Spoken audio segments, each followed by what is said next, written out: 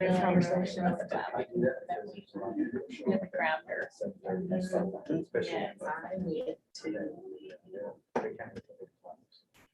Okay. Why is this not working? We can go ahead and get started. For those of you on the Zoom call, can you hear us? Yes, I can hear you. Perfect. Good morning. Okay. Good morning. All right. Martha and Ryder. And Yes, I can hear you, Justin. Loud and clear. excellent. Great. All right. I am sharing the meeting agenda here, and we are also streaming live on YouTube, except it's not working. Okay, yep, it's working. Okay, those of you that are on Zoom, I don't think anybody is a voting member, but if a voting member comes on, please be sure you keep your microphone and camera on the whole time. That because of quorum rules, but I'm not seeing our fifth board member on the Zoom call yet. So we will go ahead and just get started, and I will call the meeting to order. Thank you all for being here in person, and those of you that are virtual, thank you all for being here virtual. Why don't we do a quick introductions virtually for the folks that are on the Zoom to introduce themselves and who is here in the room.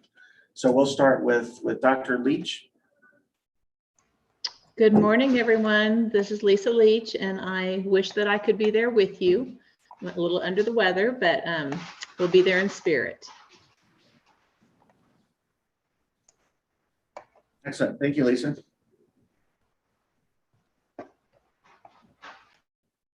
Ryder, do you want to do an introduction real fast?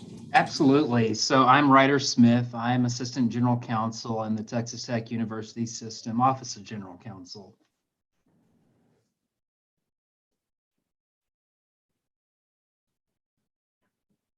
Martha? I'm Martha Brown, Vice Chancellor for State Relations for the Tech System. And then Carrie. Hello, I'm Kerry Salee, and I am Senior Director of Operations for e-learning and TTU K-12, and unfortunately a little under the weather as well, or else I would be there. So welcome. I told them both they couldn't come because they've both been sick. All right. Well, then we will go ahead and those of you here in the room, if you've already put in your lunch order, I think that will work. And then we'll go ahead and go to the first item on our agenda, which is approving the minutes from our previous meeting. Those were emailed out to everyone along with the materials for today's meeting. So I'd ask if there are any comments, corrections, or additions that need to be made to the agenda for the board.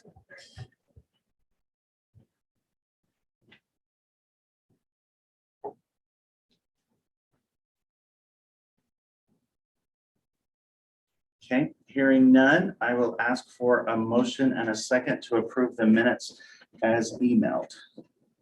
I move that we approve the minutes as emailed to us, Justin. Okay, I'll second that. Margaret.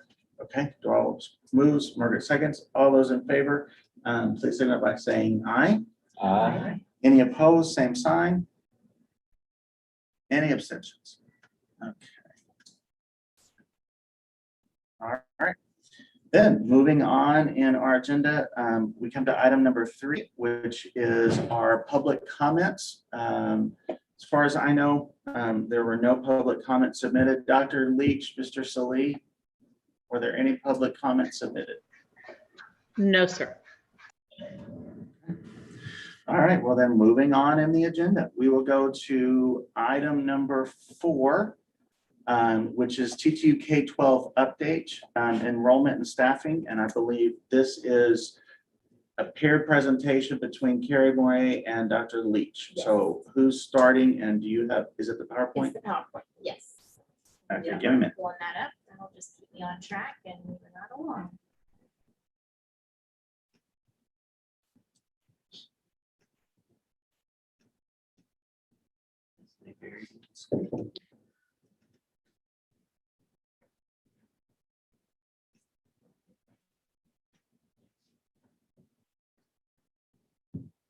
Okay, those of you on Zoom, are you seeing a PowerPoint slide full screen? Yes. Okay, perfect. Then just yell at me when you want me You to. can just click- go click right through slide. these first couple, I think. Go to the next one. Very good. Okay, So our enrollment numbers have fluctuated a little bit. That's very normal for us. We are an open enrollment school and we, being asynchronous, our students can come and go. And so we've had a little bit of fluctuation in that, but as you can see, we've got a little over 1,000 students in our tuition-free program, the new program that we launched in August. In our tuition-based program where students pay, we have a little over 300. And then our international partnerships are about 880 students. So totaling 2,261 students combined in the full-time program. For the supplemental program, our stats there are listed for the courses sold year to date for 2021 as 1,160 courses. And courses sold for the 2021 year were 20,892. Then we'll have a breakdown of the CVEs.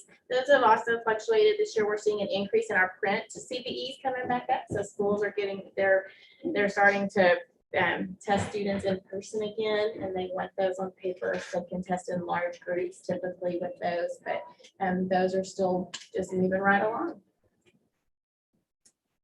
And switch over. We have lots of staffing and new positions that are posted on the Texas Tech hiring website. So if you know anyone interested in any positions, just send them our way. But we have also had some new hires. Our new assistant principal, Kelly Brownfield. Our new diagnostician is Stacy Gelko. We have a new instructional designer, Nettie, and I don't know how to pronounce the last name. Dr. Leach, do you know? Yes, it's Vic. Vic, perfect. We have Haley Haggard, and she is assisting in our international partnership area. Manuel Davila has helped us in our bookstore areas, trying to get all of our new students their textbooks and ebooks. And then Felicity Prado is helping in the registrar's office. And then we just recently hired another full-time elementary teacher, Lindsay Ghost. The positions that we're still looking for are advisors, so to help our students get enrolled and make sure those courses are transcripts are evaluated and all of that good stuff. We're still looking for someone to do attendance and progress monitoring for our students, and then we do have a lot of teaching positions open as well. We have some full-time elementary positions and then lots of part-time positions, and we are still looking for a special education teacher. So that's what's posted. You can go to the next one. any questions?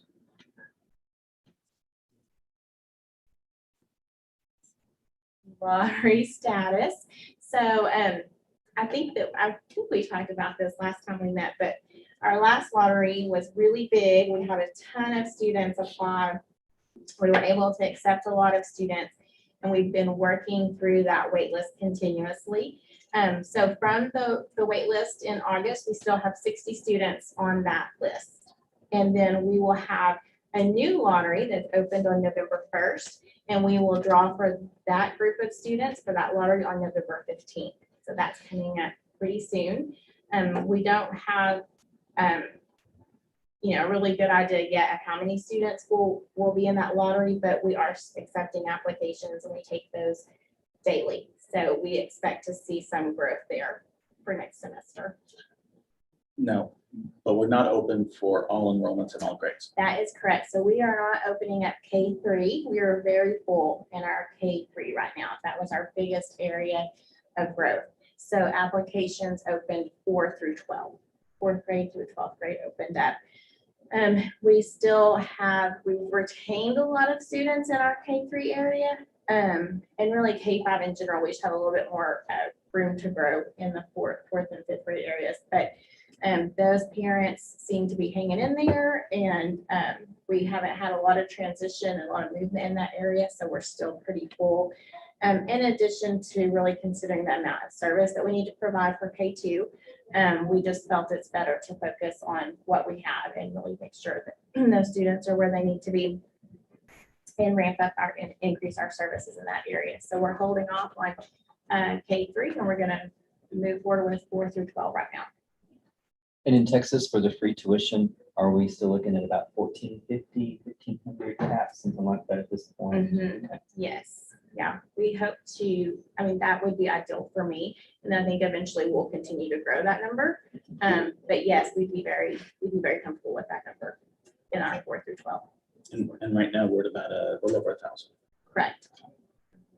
So yes, potentially we could take in another 400 or 500 students. Thank you. Yes. Any other questions? Okay, yeah, no, you were perfect.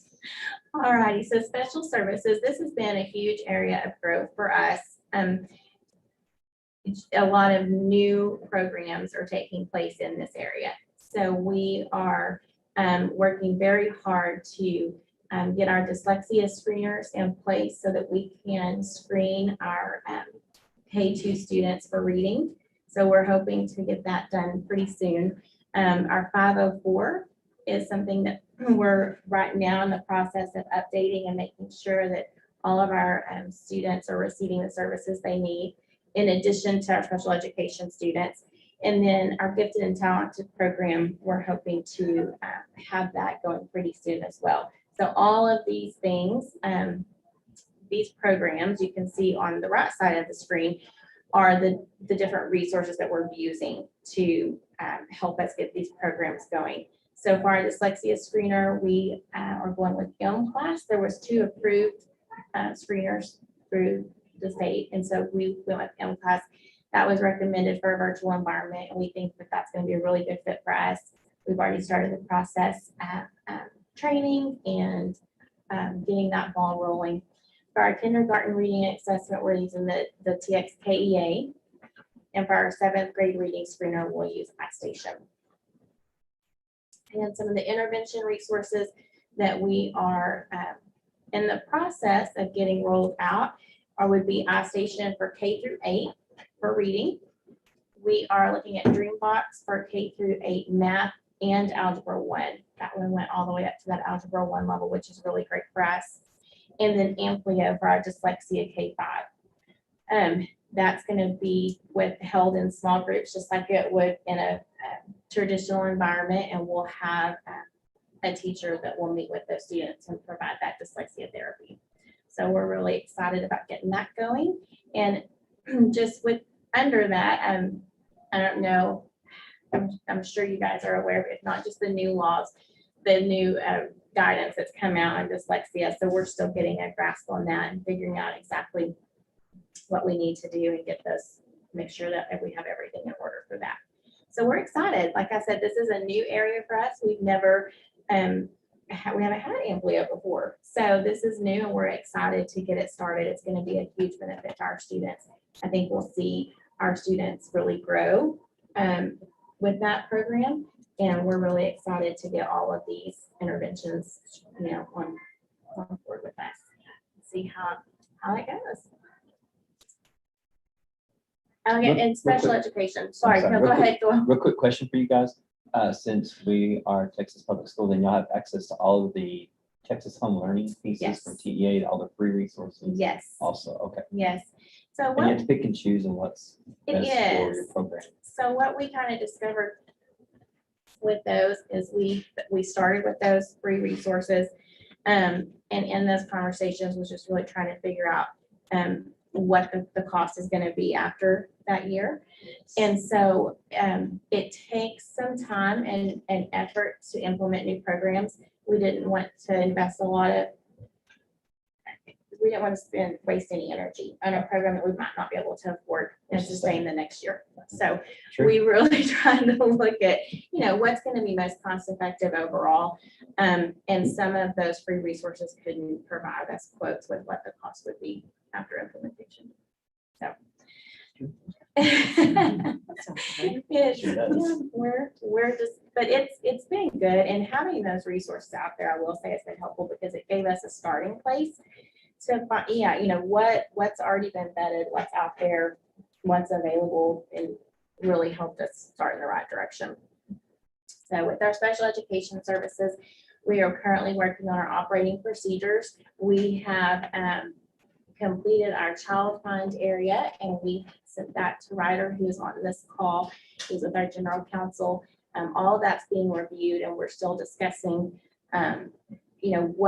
what do all of these things look like in a virtual environment? And so we're just working through those one by one. We're making progress, and we're really thankful for the support that we received from general counsel in how to handle some of these things. It's been very helpful. So we are just moving right along with that. We are already in the process and have held some of our transition meetings and ARDs and are working towards securing the programs we need for our new evaluations. So all good news there. Dr. Leach, do you want to go over the district improvement plan? I am happy to. Thank you. And thank you for giving that overview. I just have to give a shout out to Carrie and to Kelly Brownfield. They worked so hard to get these special services propped up and get the resources in place. So they've done a really great job. And again, thank you to Ryder for his assistance with that. We have been fortunate that we discovered Pearson has an entire suite of special education assessments that can be used for virtual evaluations. So that's been extremely helpful. Okay, district improvement plan, something that you all are very familiar with. Our statute didn't actually say we had to create one, but as Carrie and Kelly are working through the special ed operating procedures, the district improvement plan is referenced many times. And so we decided that we needed to set one up. So what has been sent to you and is posted on our website is what I consider kind of a bare bones district improvement plan. Since we don't have any baseline data from the state, it's kind of hard to set improvement goals. However, we did have a very comprehensive needs assessment that was done for our Cognia accreditation assessment. And so we based this improvement plan on that needs assessment, and we've included that in your materials as well, just so you have it. So what you see there is nothing revolutionary. It's just trying to get it set up so that we can add to it as we get data and can actually set some more specific strategic goals. So Dr. Leach is, yes. Dr. Leach is what you're referring to. That's the Cognia needs assessment. Yes. So no, it's something else then. Just a second. I mean, Yes, it was a great review. And I just want to clarify when Dr. Leach says we didn't have a district improvement plan before, we always have, but it's called something different at the university level. So right. Has just made a really good effort to now we're naming that and creating that in the format that would be comparable and what TEA would be used to seeing. So our strategic plans and things like that have always been in place, but this is just a little more formal for what they're looking for in those special education procedures. Right, and as you all know, there are very specific things that have to be included in the plan, and so we've just made an attempt to streamline our strategic planning to what is more typical at the district level. well, and I can't get it to open, so. It is on the website. If you can get to it from there, maybe. I think we've got it all pulled out. Well, I downloaded it, but it's Difficult. yes, I have a new laptop and I need to use it. more. One point while you're looking for that is I did not submit a campus improvement plan for you all to review because the campus plan will be identical to the district plan since we are one campus that is a K-12 campus. So by approving the district improvement plan, you're approving the campus improvement plan as well. Is our camera still on or did it go off? I'm not seeing anything. I'm having all sorts of technical problems. You're so lucky you get to have one CIP and one DIP. Yeah, that's a little different with Lubbock, isn't it, Joel? Oh, that makes my head hurt. Especially with all the compliance pieces that also have the title monies and all of those things. Right, and because we're not taking any federal funds, I was able to eliminate all of those sections that dealt with title monies. And so I felt free to just remove them. Good for you. Okay. It's showing, Come- Justin. Well, somehow the conference camera's not picking up at the moment, so we'll just do it that way. Okay, so here is, Dr. Leach, I found the district improvement plan, so there you go. Okay. If you want to go through it, just kind of real briefly, I'll pull it up here on my end. We set out again using the Cognia needs assessment for our baseline. And then we just have two main goals. The first is to strengthen the academic program K-12 to maximize success for all students. And then we broke that down into several performance objectives. So you'll see a lot of your required pieces for CTE and special ed and your special services programs there. And then the second and last goal is to strengthen our tradition of excellence based on customer support, teamwork, and improvement in our processes. And that's more of an internal goal for us. This is very in line with our strategic goal that we submit to the university. So we were trying to kind of, excuse me, to kind of mirror the two and make sure that they weren't two completely separate entities. Any questions you have, I'd be happy to answer. It looks good. Thank you for that. Lisa, I'm impressed you put the CTE in there. This is such a different way of thinking. It is a very different way of thinking, but we actually have a number of CTE courses, and I just did programs of study yesterday, as a matter of fact. So I think we've submitted 8 programs of study. Great. Yeah, so we have a pretty robust offering of electives. Really appreciate putting this together. Like you said, we kept going through that document and kept referring to it. And so I texted her and was like, Lisa, and then there it was. Just magically, she had this whipped out. So I could not be more grateful. It works. Not that I've ever done one before, right? Ever. I was just fixing to say that. Not that Lisa's ever written one of these. Yeah. Or that I've copied. I'm gonna copy this one.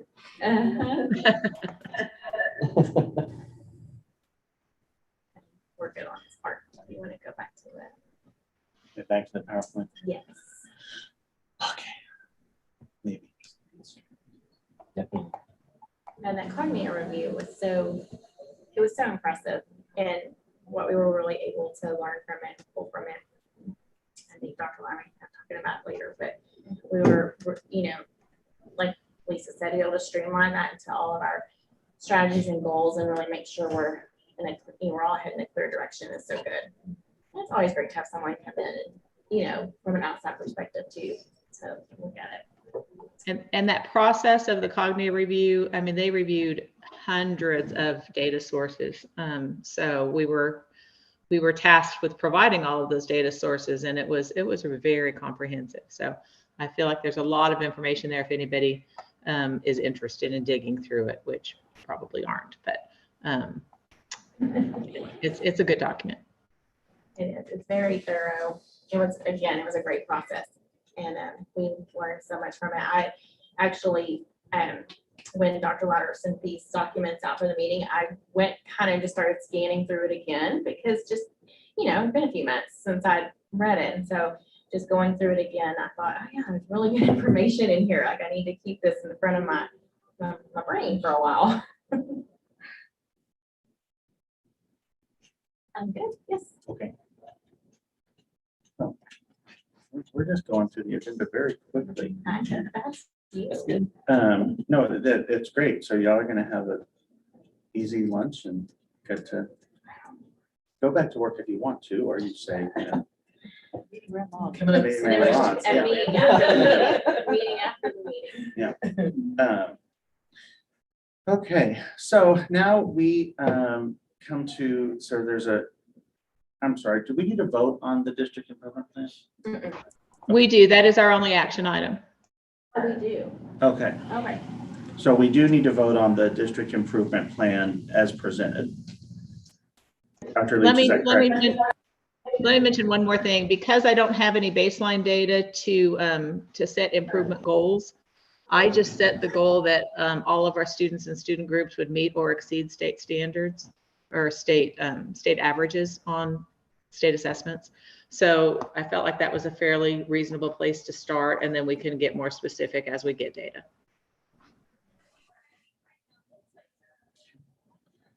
Are there any questions on the district improvement plan as presented? Okay, then I will ask for a motion and a second to approve the district improvement plan as presented. We approve, gosh, the word, sorry, the district improvement plan as presented. Okay, Sid moves. Do I have a second? Okay. Second. All those in favor, please signify by saying aye. Any opposed, same sign. Any abstentions? Okay.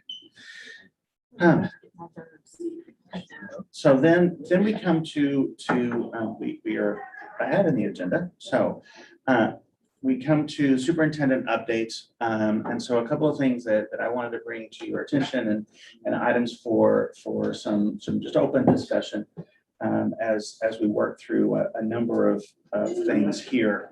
TTU K-12, and I'm going to go out of order, sorry. So I'm going to start with the new international partnerships. So TTU K-12, as you all know from our first meeting, we have a number of international partnerships, the biggest being in Brazil, and then we have a smaller one in Haiti, and we did have one in Vietnam, but that one has ended, and we have taught out those students, and they moved to a different program. The Vietnam students were great, but there was just so much of a both cultural and language barrier. It was just not a great situation for those students. Classes that would typically take our students locally or even in Brazil 6 months or so to complete. It was taking the students in Vietnam close to a year to complete a half credit course. So we just decided this was not a great use of one, their money and resources to continue to pay us, but also for their students, so that they were no longer really being successful in the classes. So we worked to teach out those students, and we've ended there. Our partnership in Haiti has actually been going for quite a while. We've got about 40 students or so in Haiti. As you all know, or as you all, I'm sure, seen the news about just the constant unrest in Haiti, and that actually the director that directs the school in Haiti, her house is right down the street from the presidential house in Haiti. So when there was that presidential assassination and all that, we were very concerned for her and about her. She is okay, and her students are okay, but of course the country there is just in so much unrest and upheaval. We will probably never get to visit those students, and those students are very capable, highly motivated, and they are so excited to be a part of our program. Our hope would be is that when we start our international camps again, that we could invite the students from Haiti here. We think we may be able to get them to come to the US, at least some of them for a limited camp or something like that. But we're still working through that. The school in Haiti still would love for us to visit, but we just cannot safely do that at this point. Very good, not to trip over all the wires. So Haiti is going well. It will probably never be larger than about 50 students or so, but we're very happy with those group of students.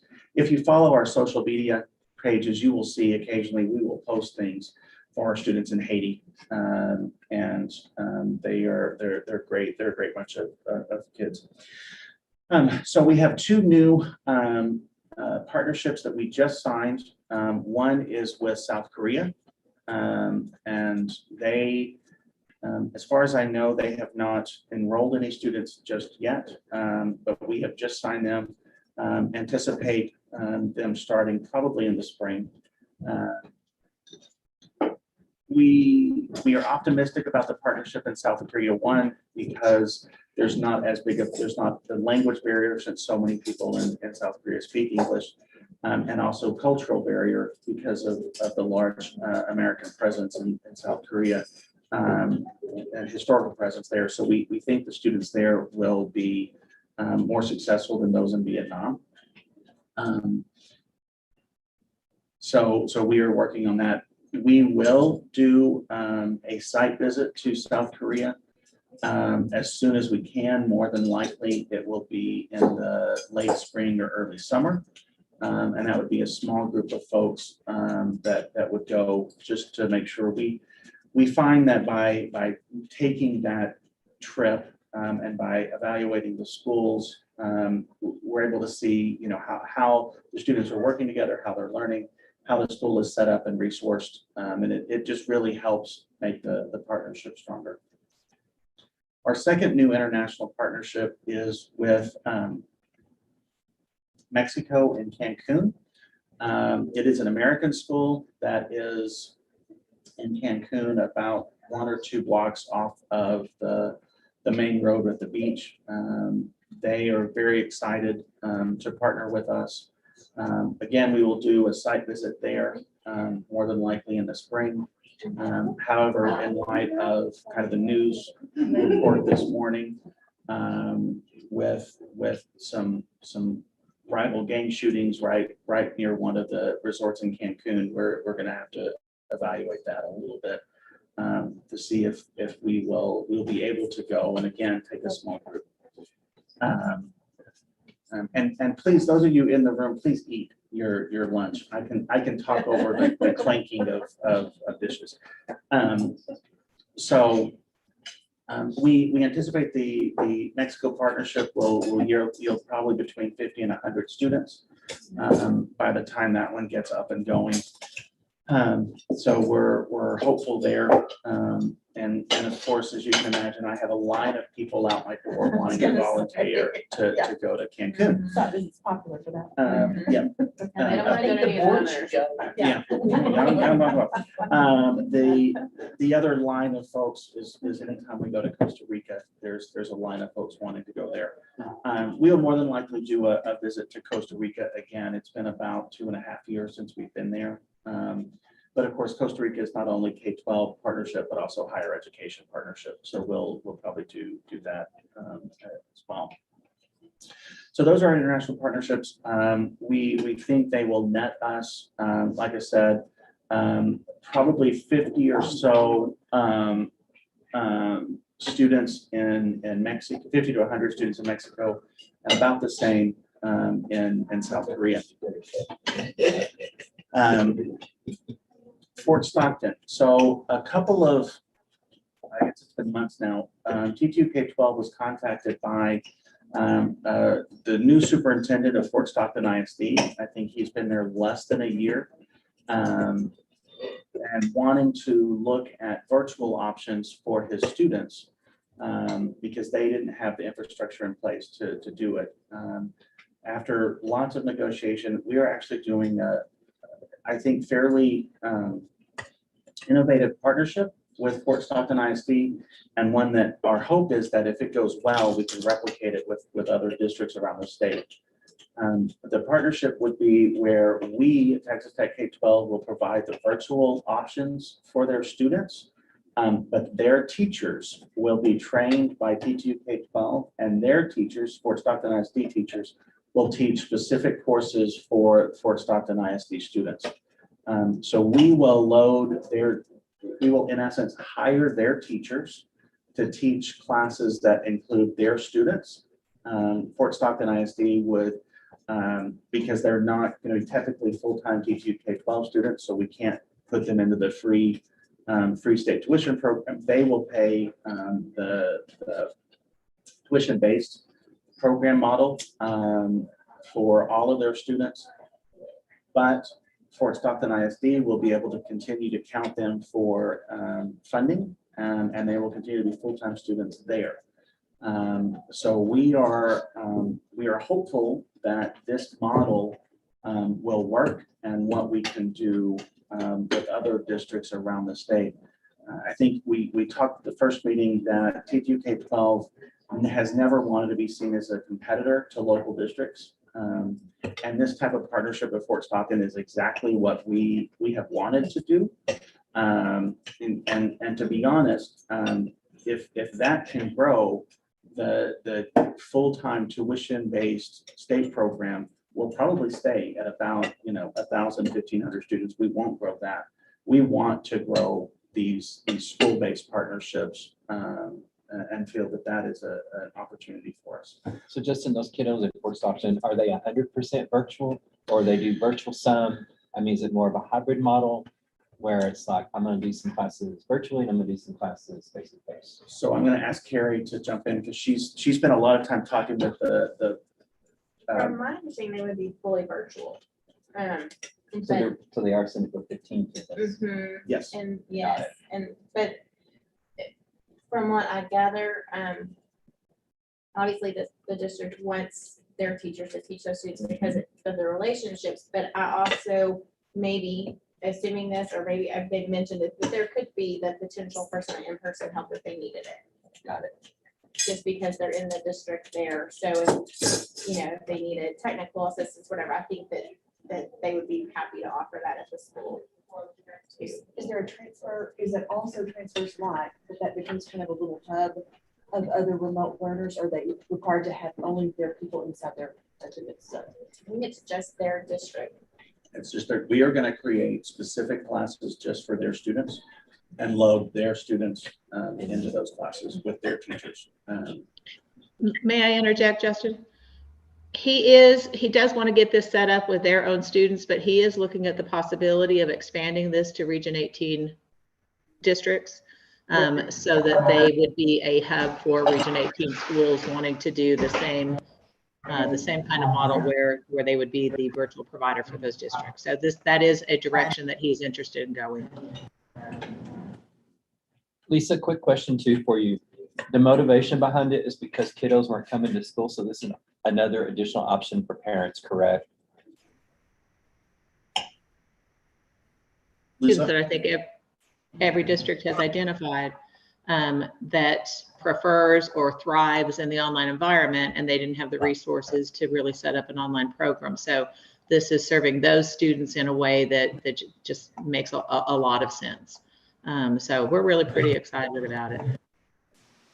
Yeah, and of course the state holds your feet to the fire with Senate Bill 15 with the type of kiddo that you actually are putting in a program like this. So that's great. I mean, they want to make sure they're successful if they go down that road. Correct. Yes. And we are adhering to those requirements, even though they don't specifically mention that they apply to us. We think they do because we want the kind of student that is going to be successful in an online program. They certainly apply to Fort Stockton, huh? Yeah. Well, and that's another reason that we think this will be a good partnership for us. We will provide the curriculum and the classes, but their school will provide the services. And so, Are y'all doing any kind of split funding at all or is Fort Stockton get all the ADA?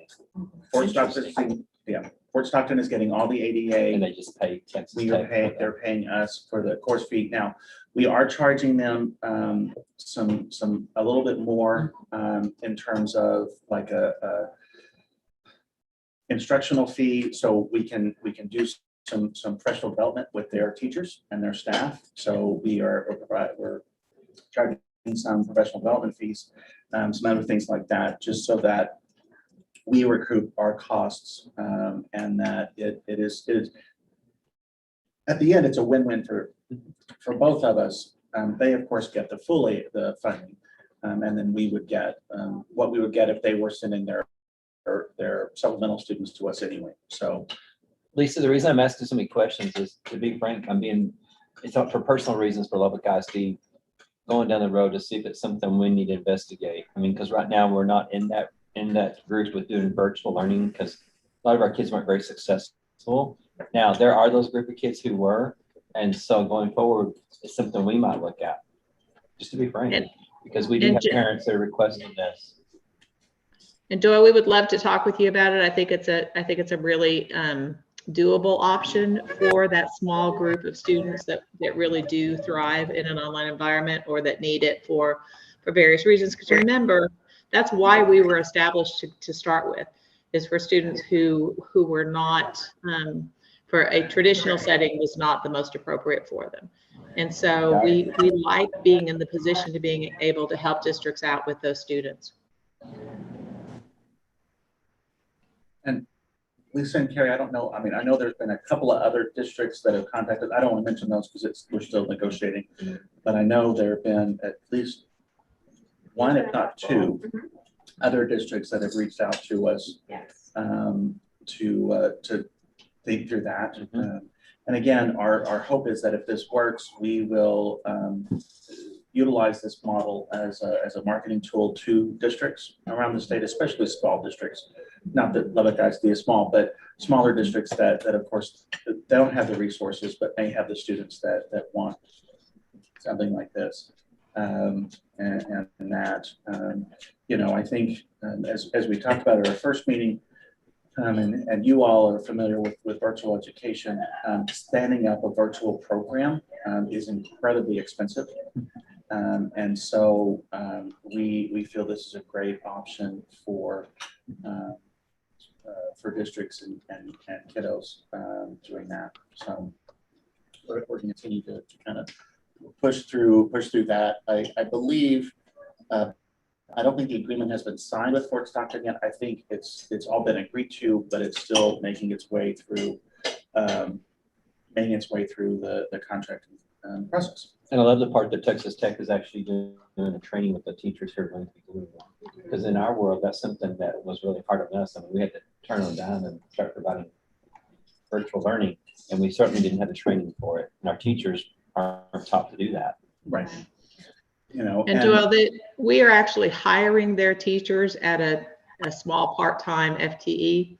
They'll still be being paid by Fort Stockton, but they'll be working for us also part-time. So they'll be our employees, have access to all of our systems. And yes, just like you said, we'll provide the training. That's great, Lisa. It'll be helpful just to be able to familiarize them with our systems, Blackboard and things like that. So I think that's, it's not that obviously teachers know how to teach, it's the familiarity with the systems. How do we work this? How do I find this assignment? And we already have those supports built in. And so being able to be there for those teachers and walk them through the first semester that they teach, will be crucial, I think, into the success of the program. So we're excited about that part of it. And Doyle and Kayla, you'll appreciate that Tracy Clinton Smith provides that training for us. Who is that? She's phenomenal. So, oh my gosh, yeah, she does. She does our teacher training. And it's on Blackboard. Praise Jesus. Yes. Yeah. Lisa knows why I'm saying that. Do y'all use Google Classroom? Yes, sir. Okay, so that's update with Fort Stockton partnership. We'll have more information as it grows. And that, as both Dr. Leach and Carrie mentioned, we went through Cognitive Accreditation Review, and I think we talked about it at our first meeting. It was incredibly helpful. It was a fairly intense couple of days. It was all virtual.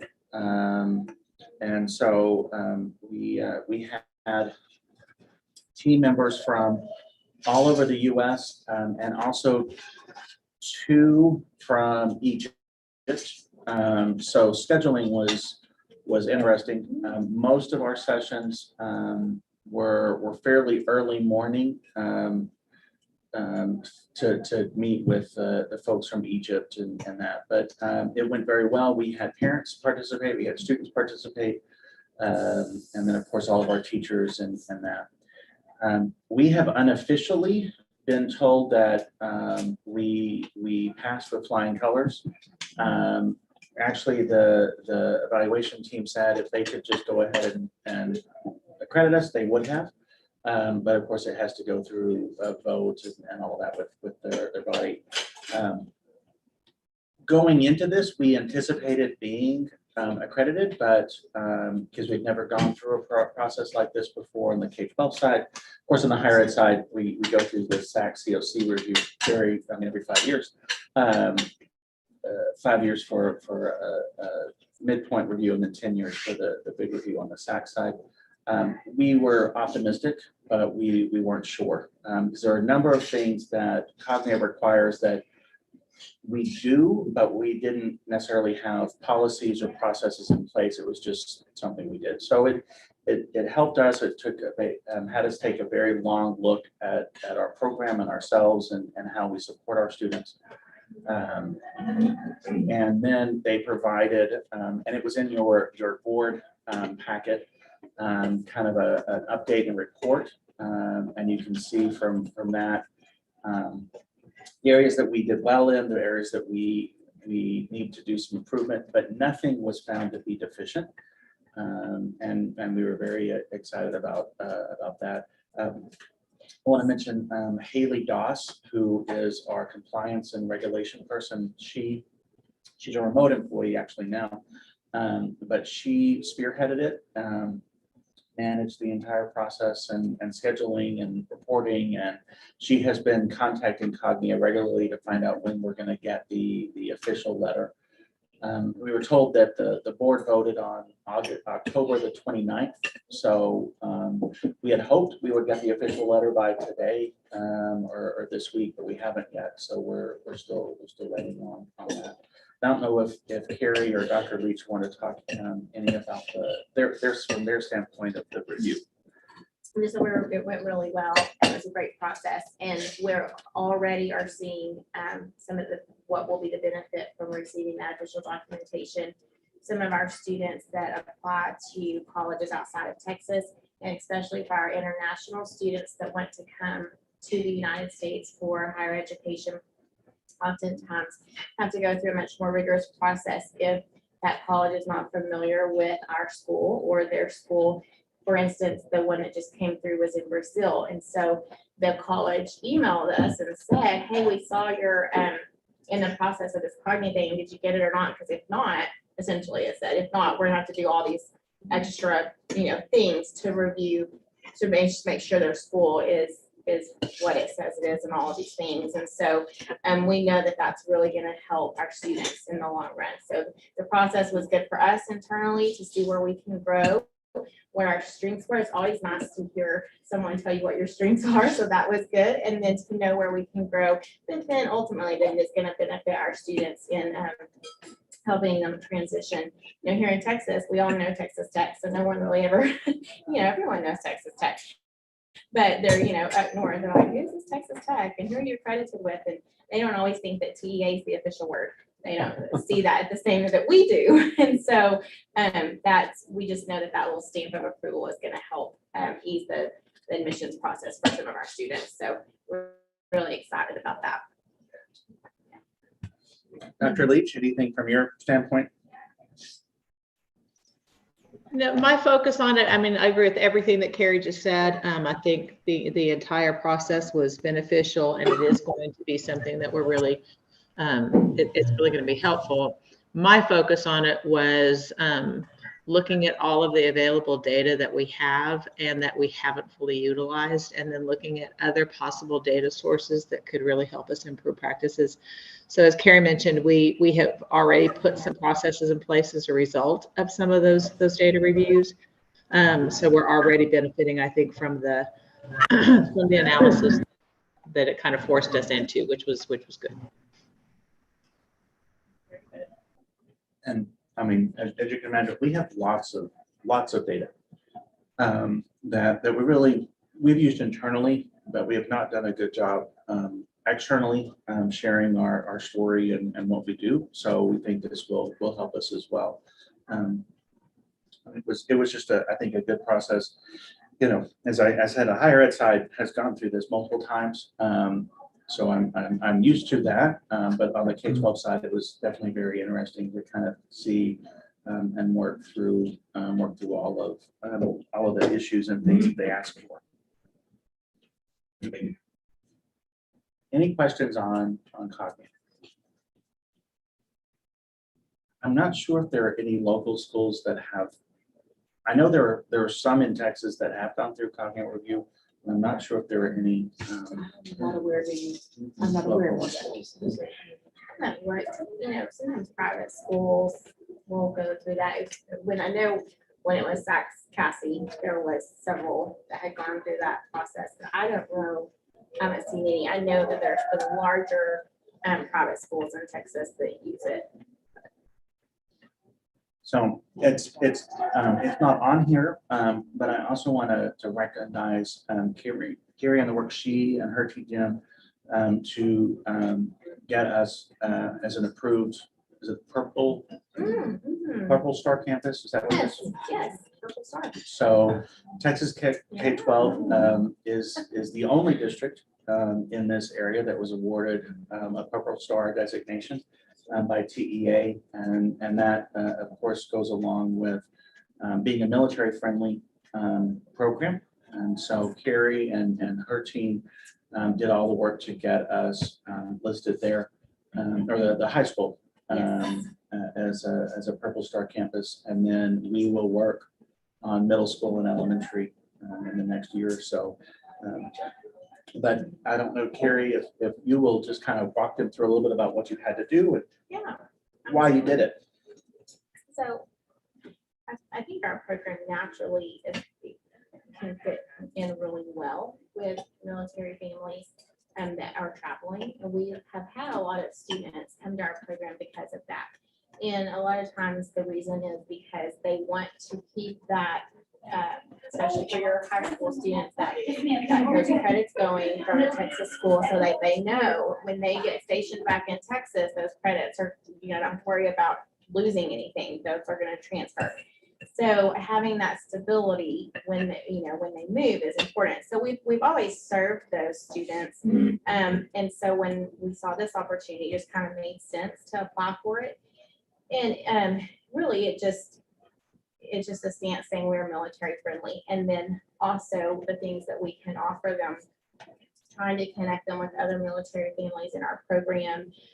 Celebrating, the military child of the month. There's just different things that go along with that. And then training our staff in, there's various topics you can choose for training. But really for us is, what does that look like for military families using our program? How can we help them feel more connected, those types of things, and what do military families experience that we're unaware of?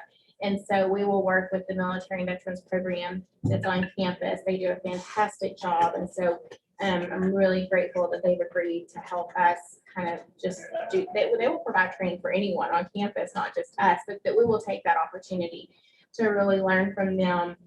What is that like on your end? Or, did you have kids in the military? And what can we do to make the experience better? Because we're so appreciative of what they do for us. And so that's just one small thing that we could do, is to try to really have more insight into what their lives look like and what our program could do to be helpful. So Yep. So it was a project Carrie wanted to pursue, and we did so, and I'm very happy to have gotten that designation, and then we'll work for elementary and middle next. The other thing, and I apologize for not getting the bullet points updated. One other thing I wanted to bring this group up here is it's a very interesting time to be at K-12. I mean, we've been around almost 30 years, but within the last year or so, we've been approached by a number of groups to do some innovative partnerships and things like that, and programs that are in our wheelhouse but are unique because of our location being at a university and what we provide. So about and again, we're still working through this. So I don't have many details yet, but I wanted you to be aware of this. About 2 months ago, representatives from the Texas Workforce Commission came to us and wanted to talk about a possible partnership to assist adults in Texas on either getting their diploma, going back to school, getting their diploma, or taking classes or testing help and test preparation for the GED. The Texas workforce saw that through the pandemic, of course, virtual education is something that people realize is out there for K-12, and so they came to us to see if we'd be interested in working with them. So we have started the conversations there. We have not signed an MOU yet, but that would be the next phase, where we would work with them to provide high school classes for older adults that want to go back and get a diploma. And then with our partnership, because the continuing education office is within the division, they already provide some GED training classes or GED prep classes, excuse me. And so we'll be able to leverage those classes as part of this partnership. So we're excited about the possibility, but it stretches our resources a bit, but we think it's a worthwhile partnership to kind of explore. There is some startup funding to help us for year one to get it off the ground. TWC has, like most state agencies, received a fairly sizable amount of money through federal stimulus dollars, and so they're putting part of it towards this. So we have no idea the number of students, but kind of our thought is if we can help a handful, we can help a handful, and whatever that's going to look like. The other thing that TWC was interested about is because we now have the free statewide tuition program, that if any of their folks are under 25, under 26 that wanted to participate, they could do it through the free state program, because that ages out at 26. So we're excited for that, but we'll see what happens there. And then finally, the next partnership that we have been working through, like I said, it's been a wild and crazy couple of months with all of these folks, is we are currently working with the ADRS, or the Addiction Sciences and Recovery Department at Texas Tech, on a possible recovery high school for high school students that are in recovery, where much like our partnership with One Boys Home, the Center for Women and Girls that have been victims of trafficking, these would be students that would take our classes. We would be the education provider, but with ADRS and their resources, they would provide the recovery high school portion. We are still working through all of that. There are lots of, as you can imagine, legal hurdles and concerns and things, but we again, optimistic on the partnership possibility there, and what we can do. Again, for just a handful of kids, we think it very much meets our mission.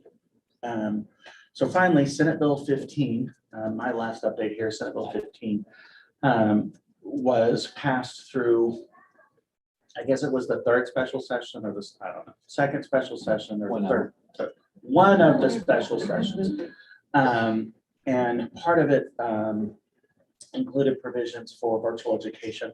And so TTU K-12, one of the provisions in there was, I think at our first meeting, we discussed that we will only get funding for students that successfully complete our classes, which is not ideal because our students are so mobile and well, transient.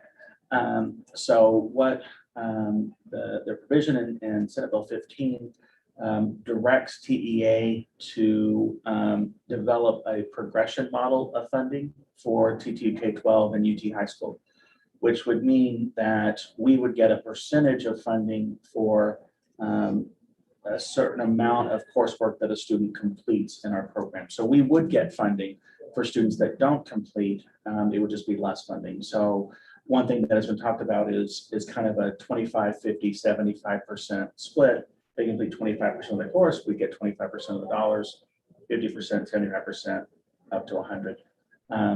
So Senate Bill 15, among other things, directed TEA to come up with that progression model. And so hopefully we will see more. It also would be retroactive, so it would start for this year. So we could work through that.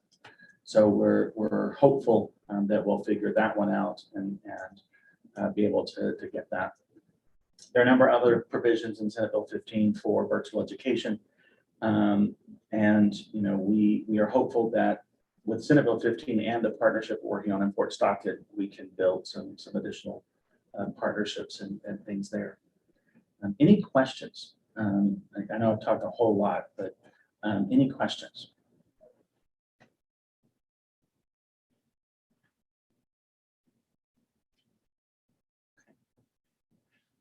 Hearing none. Lisa, did I leave anything out, Dr. Leach?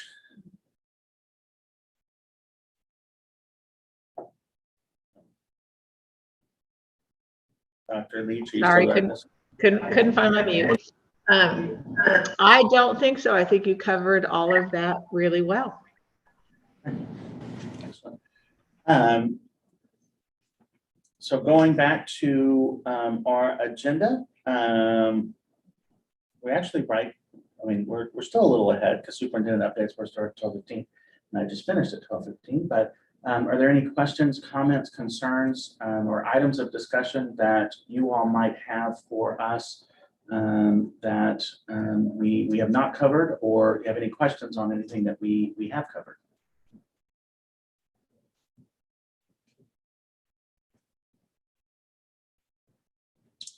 Okay, hearing none, I will ask for a motion and a second to adjourn our second TTU K-12 Advisory Board meeting. I want to thank you all for being here and participating and working on behalf of our students. So I will ask for a motion and a second to adjourn. I second. And Dwell seconds. All right, we stand adjourned. Thank you all for being here. Hope you enjoyed lunch, and Very good. Thank you. we will more than likely meet again next quarter, once a quarter or so, but we'll keep you updated. So y'all have a great weekend and a great holiday season, and wish you the best. Y'all been busy. Thank you all for Bye, being here. Lisa. Bye, everybody. Thank Okay. you. Bye. Sorry I missed y'all. Thank you. Like Lisa said, we started making sure students are passed.